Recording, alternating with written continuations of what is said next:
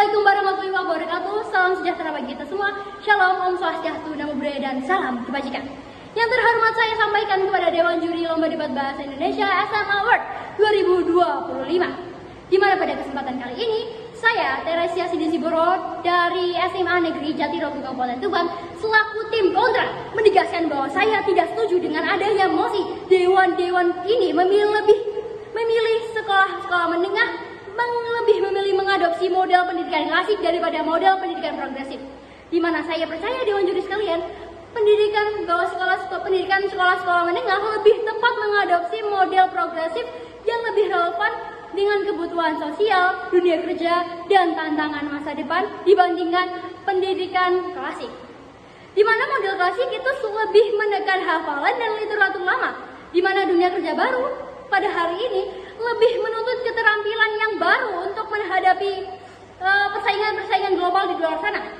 Di mana dalam yang pertama kita akan menghadapi tantangan dunia kerja pada abad 21 dalam data laporan World Economic Forum Future of Jobs 2023 menyebutkan 44% keterampilan tenaga kerja akan berubah pada tahun 2027. Di mana faktanya Indonesia berdasarkan data Badan Pusat Statistik BPS 2023 tingkat pengangguran terbuka masih 5,45% dan penyumbang terbesar adalah lulusan dari SMA dan SMK yang masih belum siap bersaing dalam lingkungan kerja modern saat ini.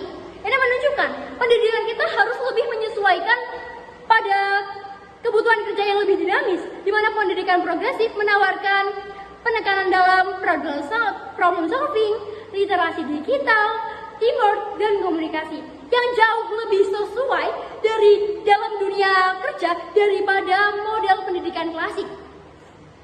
Yang dimana pendidikan progresif ini dapat menyiapkan siswa dalam masuk ke dunia kerja yang lebih modern.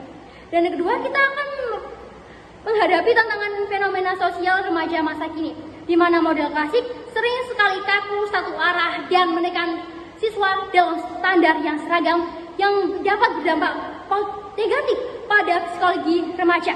Di mana data kesehatan mental Kementerian Rakyat Indonesia 2021 melaporkan 9,8% remaja mengalami depresi, sebagian karena tekanan dari akademis.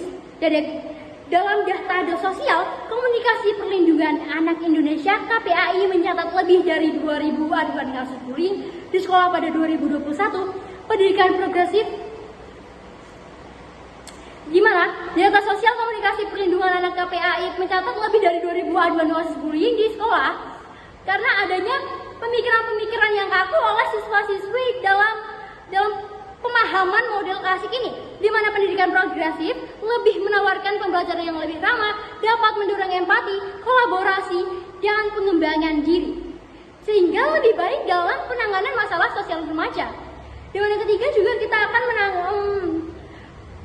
menghadapi relevansi global dan masa depan, di mana negara-negara maju dengan sistem pendidikan progresif terbukti jauh lebih unggul daripada sistem pendidikan klasik.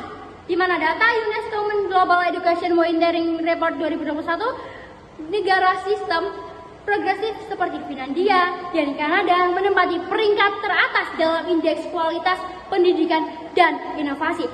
Di mana sebaliknya kita hanya dapat berpegang pada model klasik, di mana siswa mungkin pintar teori, tapi kurang siap untuk menghadapi tantangan pada masa depan, termasuk dalam kompetisi global yang ada pada masa depan nanti. Di sini saya menegaskan bahwa model klasik tidak cukup untuk menjawab kebutuhan kerja modern, dan juga pendidikan progresif jauh lebih ramah daripada pendidikan klasik terhadap perkembangan sosial dan kesehatan siswa. Di mana yang ketiga, pendidikan progresif lebih relevan dalam perkembangan zaman dan tantangan sosial serta perkembangan masa depan bangsa. Di mana kesimpulannya saya menolak mosi ini. Di mana saya menolak mosi ini karena pertama,